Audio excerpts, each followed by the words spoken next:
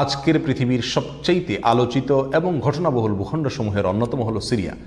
একজন মুসলমানের কাছে মক্কা এবং মদিনার পরে তৃতীয় সবচেয়ে গুরুত্বপূর্ণ এবং পবিত্রতম ভূখণ্ড হলো সিরিয়া। কারণ রাসূল করিম সাল্লাল্লাহু আলাইহি ওয়াসাল্লামের বহু তাৎপর্যপূর্ণ ভবিষ্যৎবাণী রয়েছে সিরিয়াকে কেন্দ্র করে। আজকের সিরিয়ার প্রাচীন এবং ঐতিহাসিক নাম ছিল শাম।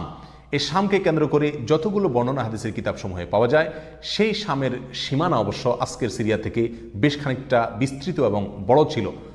সিরিয়া, জর্ডান, ফিলিস্তিন এবং লেবানন এই দেশগুলো মিলে ছিল তখনকার শাম। অবশ্য তখনকার শামের সবচেয়ে প্রধান এবং বড় অংশ যেহেতু আজকের সিরিয়ায়, সেই জন্য সিরিয়াকেই সাধারণত শাম বলা হয়। শাম বা সিরিয়ার প্রধান এবং অন্যতম বৈশিষ্ট্য হলো যুগে যুগে আল্লাহ সুবহানাহু ওয়া তাআলার পক্ষ থেকে বিভিন্ন নবী রাসূল যে সারা পৃথিবীতে এসেছেন, তাদের সবচেয়ে বড় অংশ এবং সবচেয়ে বেশি সংখ্যক নবী রাসূল এসেছেন এই শাম বা সিরিয়া। শাম বা সিরিয়া এটাই কিয়ামতের ময়দান হবে। কিয়ামতের দিন লোকেরা এখানেই সমবেত হতে থাকবে। এর বাইরেও শাম বা সিরিয়া প্রসঙ্গে রাসূল করিম সাল্লাল্লাহু আলাইহি ওয়াসাল্লামের আরও অনেক গুরুত্বপূর্ণ মন্তব্য এবং বক্তব্য রয়েছে। সামান্য কয়েকটি বক্তব্য আজ আপনাদের সম্মুখে আমরা পেশ করতে চাই। তার মধ্যে এক নম্বর হলো সহিহ বুখারীতে বর্ণিত হয়েছে, নবী আলাইহিস সালাতু ওয়াস সালাম বলেছেন, লা তাযালু তায়ফাতুম মিন উম্মতি মানসুরিন লা ইয়াদুররুহুম মান খাযালাহুম হাত্তা তাকুমাস সাআহ।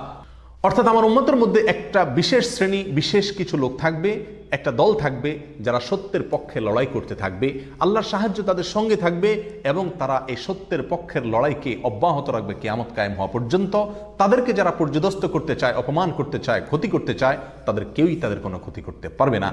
এই হাদিসে নবী আলাইহিস সালাম যে দলটির কথা বলেছেন, যারা সাহায্য প্রাপ্ত হবেন আল্লাহর পক্ষ থেকে এবং যারা অটল অবিচল থাকবেন সত্যের উপরে কিয়ামত পর্যন্ত, যাদেরকে কেউ অপদস্থ করতে পারবে না, সেই দলটি কারা এবং তাদের অবস্থান কোথায় হবে, এই প্রসঙ্গে সহিহ বুখারীতে নবী আলাইহিস সালামের একাধিক সাহাবায়ে কেরামের মন্তব্য রয়েছে, যারা বলেছেন যে এখানে যে দলটির কথা বলা হয়েছে তারা হলেন সিরিয়ায় অবস্থানকারী হবেন এবং এটা হবে কিয়ামতের ঠিক আগ মুহূর্তে।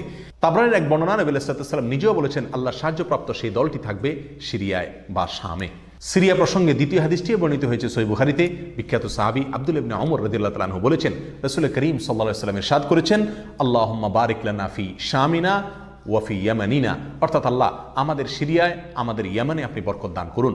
এই কথা বলার পরে উপস্থিত লোকেরা বলল, ইয়া রাসূলুল্লাহ ওয়াফি নাজদিনা, আমাদের নজদেও আল্লাহ বরকত দান করুন, সেই দোয়া করুন আপনি। নবী আলাইহিস সালাম তাদের কথায় কর্ণপাত না করে আবারও বললেন, আল্লাহুম্মা বারিক লানা ফি শামিনা ওয়াফি ইয়ামানিনা।